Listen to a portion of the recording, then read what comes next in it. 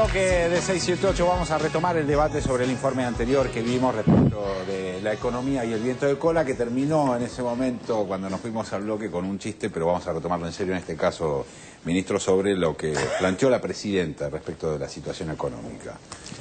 Los ejes. La presidenta planteó, me parece, una pintura muy exacta de cuáles son las cuestiones por las que Argentina llegó a esta situación.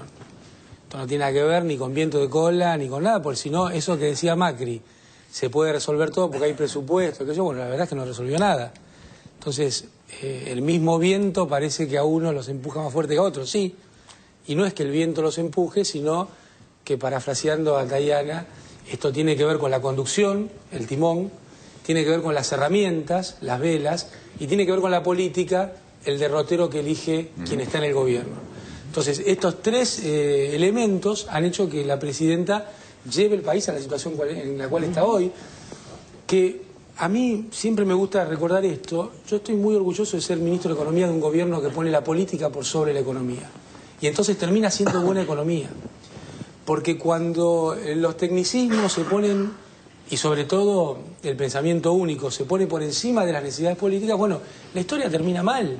Y ya lo hemos visto en las distintas versiones de Cavallo, en cómo termina la década del 90, en cuestiones que son las que definen la calidad económica de un país, que es sobre todo el número de trabajadores empleados y el número de ciudadanos incluidos. Esto es lo que define un país. Claro. Ahora, el resto son instrumentos, el superávit fiscal, superávit comercial, las reservas que se acumulan en el Banco Central no es viento de cola, son decisiones de política que se toman todos los días, que se implementan todos los días porque hay que ser inteligente para las definiciones y capaz para ejecutarlas.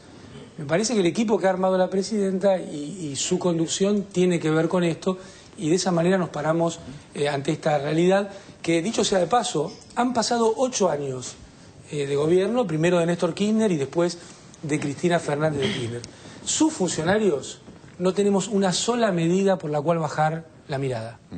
No existe en la historia argentina un ciclo político tan prolongado donde no se haya hecho otro tipo de medidas, que eso, la Banelco, el 13% a los jubilados y los empleados estatales, la convertibilidad mantenida más allá de sus posibilidades, la apertura indiscriminada de la economía, conculcar los derechos de los asalariados, privatizar el sistema jubilatorio. Bueno, fueron todas cosas que creo que hacían que los funcionarios no pudieran defender al gobierno. Por eso vos decís ultra acá. No, nosotros estamos orgullosos de un gobierno que no tiene una sola medida por la cual bajar la mirada. Ahora, ministro, hasta ahí todo joya, pero imagino yo que alguna preocupación tiene que tener usted como ministro. Todos los días. ¿Cuál es el principal problema que hoy enfrenta la preocupaciones que tienen que ver, como antes, con el diseño de las políticas y con la ejecución también, porque esto hay que llevarlo adelante todos los días. Y yo creo que aquellas cosas que nos ocupan más fuertemente es trabajar en aumentar la oferta de bienes y servicios en Argentina, que esto tiene que ver con potenciar el mercado interno, con que haya más trabajadores, con que se pueda exportar más, con que se puedan sustituir importaciones. Esta es la clave que necesitamos para tener un proyecto nacional que sea cada vez más sustentable en el tiempo, porque está claro que si no hay producción nacional, si no hay sustitución de importaciones y sobre todo si no hay un mercado interno vigoroso, Argentina queda muy sujeto a los vaivenes de la economía. Y Argentina en el 2009 pudo superar con mucha fortaleza una situación económica mundial que hizo temblar a España, a Estados Unidos, a países muy consolidados en su desarrollo. ¿Por qué pudimos hacer eso? Porque habíamos construido los instrumentos, las herramientas y porque había en el timón una presidenta que sabía cómo mantener el rumbo. Gerardo. Yo creo que uno de los argumentos más sutiles que ha ideado el dispositivo opositor es esa idea que, según la cual las cosas buenas que han sucedido han pasado porque era inevitable y las cosas malas por culpa del gobierno. ¿No? Esta me parece que creo que es algo bastante sutil que han instalado y sobre esa base permanentemente trabajan. ¿No? Lo bueno pasó porque tenía que pasar, no porque hubo un amado vudú que en su momento, cuando estaba en el ANSES, en un momento de tremenda debilidad, como fue la derrota en la 125, aparece con un plan de renacionalización de los fondos provisionales. O sea, los 2 millones de jubilados que hay hoy no están por casualidad, intentan instalar esto. No, están porque hubo funcionarios, justo que todavía está Amado acá, que tuvieron la suficiente inteligencia, eficacia, y hubo un gobierno que supo garantizar volumen político para transformarlo en ley en el Parlamento. En el caso tanto de los jubilados como la ley de medios, etcétera, etcétera, etcétera. O sea, las cosas buenas están pasando porque hay una gestión que trabaja en consecuencia y que tuvo una gran... Yo me acuerdo cuando la cargaban a Cristina, cuando se reían por el tema del plan de las heladeras, el plan de las bicicletas. Ahí hubo algo que es muy interesante, que fue la noción de no parar el motor. No paremos el motor, porque estamos en invierno. Si se para el motor, después no arrancamos ahí, estamos en el medio de la pampa. No tenemos nadie que nos auxilie. Dejémoslo regulando. Eso fue vital para la economía argentina. Se quedó como el motor regulando y cuando se dieron las condiciones, arrancamos más rápido que los demás. Y todo esto es porque hubo una gestión, una mirada muy inteligente y una lectura del mundo, ¿no? De Cristina yendo a lugares estratégicos, como ahora cuando fue a Turquía, leyendo esto de las BRIC, cómo se va reorientando la economía mundial, viendo el tema, la política hacia China, por ejemplo. No es casual que luego de las tensiones que tuvimos con China el año pasado se termine negociando, se termine arreglando, porque hubo una política de años. Esto no es casualidad, las cosas buenas están pasando porque hubo una gestión para que pasen.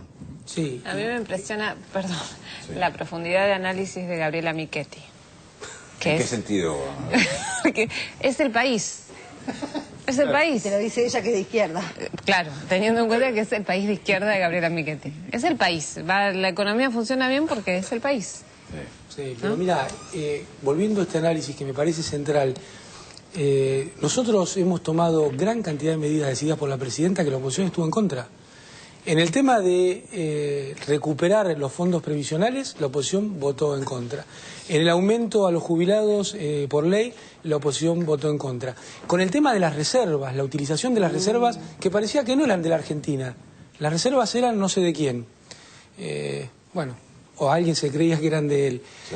Y... De hecho escribió un libro también. Claro, nos quedamos sin reservas en este año. Pero vos fíjate que ahí también la oposición estuvo en contra. Con el tema que señalaba Wertheim del encaje, todo el establishment permanentemente venía a pedir que levantemos el encaje una y otra vez. Con el tema de la acumulación de reservas en el Banco Central nos decían que este era un error. O sea que la oposición hubiera hecho lo contrario y el resultado no hubiera sido el mismo. Entonces yo creo que esta instalación que se trata de hacer, de que todo pasa de casualidad, la podemos cotejar con la historia cortita, no necesitamos irnos a 10 años de historia para atrás. En los últimos 2 años, la oposición se opuso sistemáticamente a todas y cada una de las medidas de gestión que permitieron que estuvimos viviendo este momento. Bueno, recuerda el tema del enfriamiento de la economía, digamos, el grito pelado de enfriemos la economía porque si no se dispara en Forma parte de lo mismo. Ese es el Fondo Monetario, ¿no? El viejo reclamo del Fondo Monetario. Pero a mí me parece también interesante este análisis porque parece que cuando se habla, como decía Alfano, de la nacionalización del conflicto, es decir, de la buena recepción que tiene el mensaje de la presidenta en todo el país, me parece que hay algo más que un liderazgo carismático. Me parece que lo que hay es una comprensión colectiva de un verosímil. Es decir, que lo que la gente está percibiendo es que efectivamente lo que está haciendo la presidenta es conducir un modelo verosímil que tiene una gran pata económica. A mí me impresiona mucho también, después de haberme pasado todos los 90 escuchando economistas hablar de palabras que eran impenetrables, porque te hablaban de blindaje, por ejemplo, o de...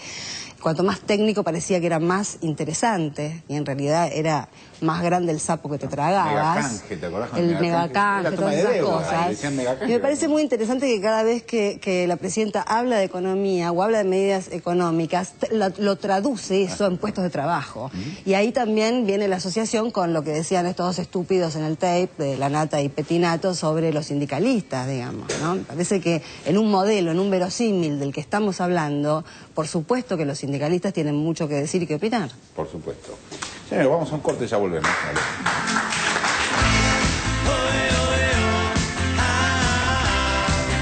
que me mata de esta soledad,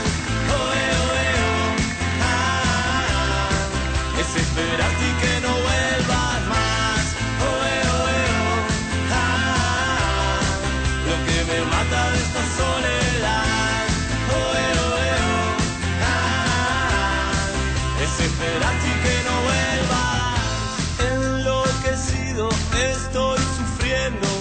es el veneno que quema adentro, me desespera tu libertad. Es para mí la peor